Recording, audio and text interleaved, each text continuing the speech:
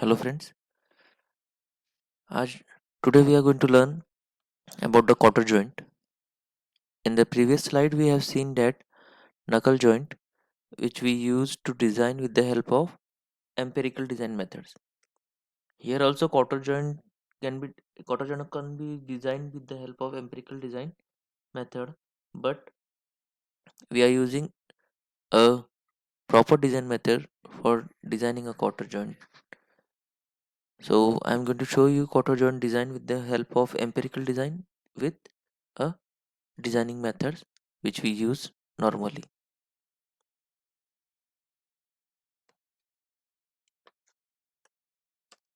Now, what is cotter joint?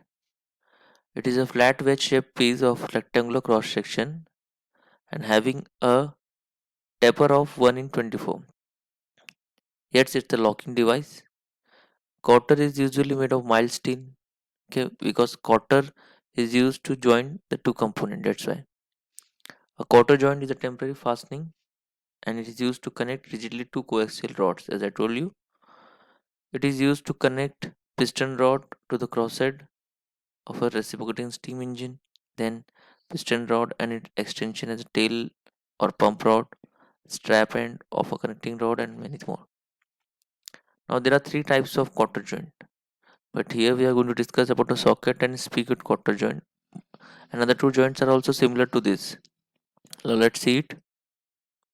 Now this is a socket and spigot cotter joint. Okay. In this joint you can see that this is a socket, this is spigot, and this is a cotter. When spigot is inserted in socket, it is locked with the help of this cotter. And this is a taper nails which is shown. This is an assemble view and this is an assemble view with the dimensions. Here you can understand what is D1, what is D2, what is D. Here is the C, here is the B, A, E. Let's see the nomenclatures also. Before seeing the nomenclatures, and first we are going to start with the stresses in spigot. So there are three stresses which is acting on the spigot, that is tensile stress, shear stress, and compressive stress.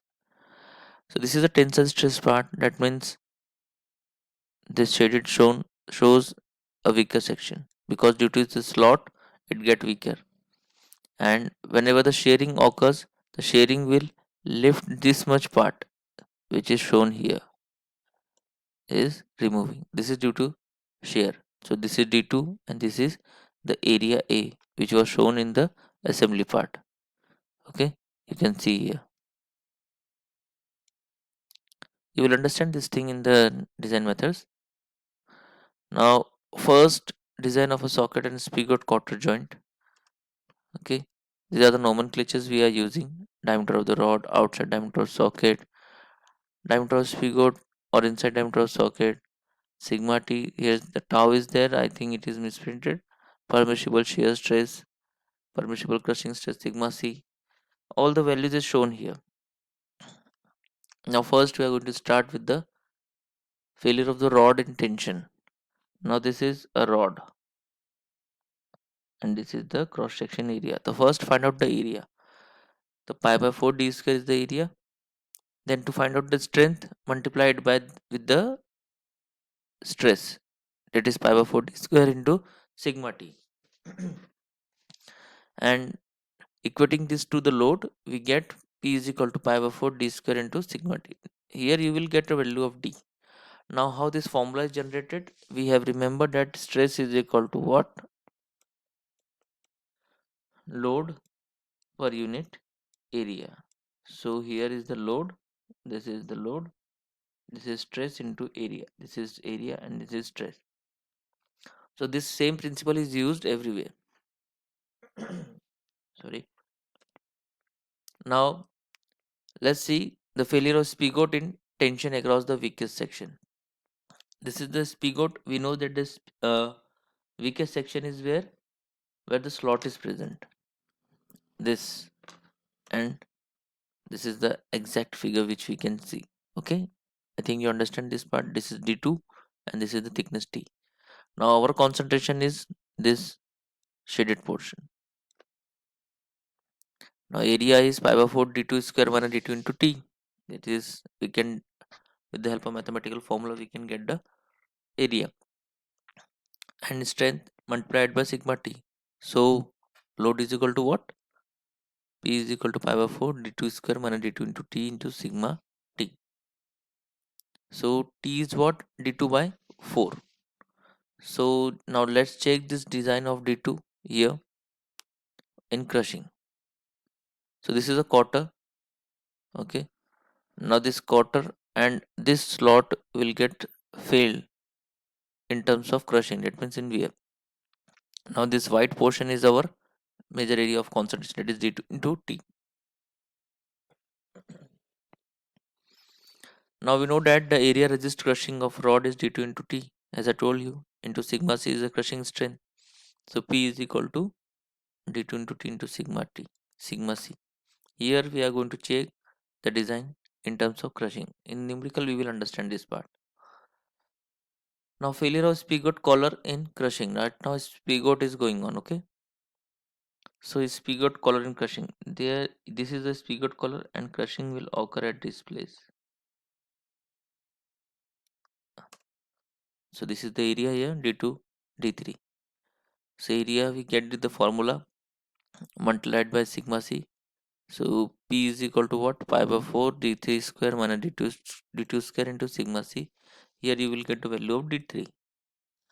Now spigot collar in shearing. If this collar get shear, then pi d2 into t1. This is the thickness. Okay, this thickness is t1. So strength t1 into tau. So formula becomes P is equal to pi d2 t1 into tau. Now spigot is over. Now stress is in socket. So first is tensile stress, shear stress and compressive stress. These three stresses are acting here. Even the crushing stress also.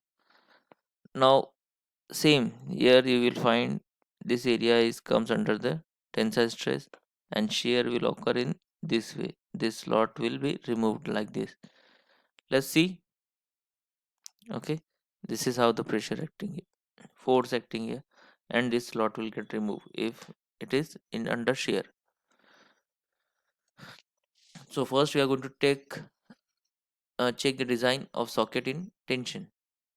This is socket end and this is a part we are going to see.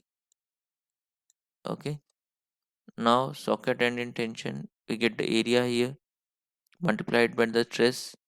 We get a formula that is P is equal to pi by 4 d1 square minus d2 square whole thing minus d1 minus d2 into t into sigma t. So this will help you to find out the value of d1 here. Now d2 d4 in terms of crushing. So d4 minus d2 into t. This part is our concentration. It is this shaded zone for crushing. D4 minus d2 into t into sigma c. So let's put the value p is equal to d4 minus d2 into t into sigma c. Now from this equation the diameter of socket collar may be obtained. Now failure of socket end in shearing. So it's having a double shear because spigot is inserted here in middle. So this upper part is also in shearing and this middle part is lower part is also in shearing. Now area is what? d4 minus d2 into c into 2. So in terms of shear stress the formula becomes P is equal to 2 times d4 minus d2 into c into tau. The step is same. First we need to find out the area, then multiplied with the stress, then equate to the load. That means same formula we are using, same format we are using. Here you will get the value of C, the thickness of socket collar. Now the failure of rod end and shear. So I'm direct telling you the formula is P is equal to 2 times A T2 into tau. You can write down this all this formula in step so that you can solve the numerical very easily. Here we get the value of A. Now the Cotter joint. As I told you that the double shear. This is how the double shear can occur. Okay. This load is going this side, this, and this is going this side. Because of this only the shear occurs. This is for the quarter. Now quarter in shear, B and T. This is so area is known to us, 2 times B into T into tau, because double shear is there.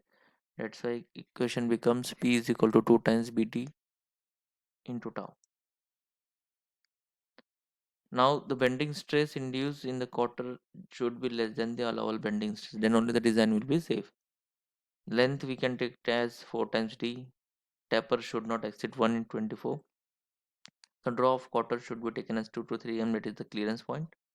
And this is the empirical design formula for it. We can design quarter joint with the help of empirical design also.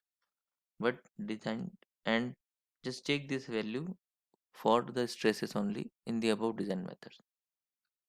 So I hope you understand the quarter joint. If you have any query, you can comment or you can call me.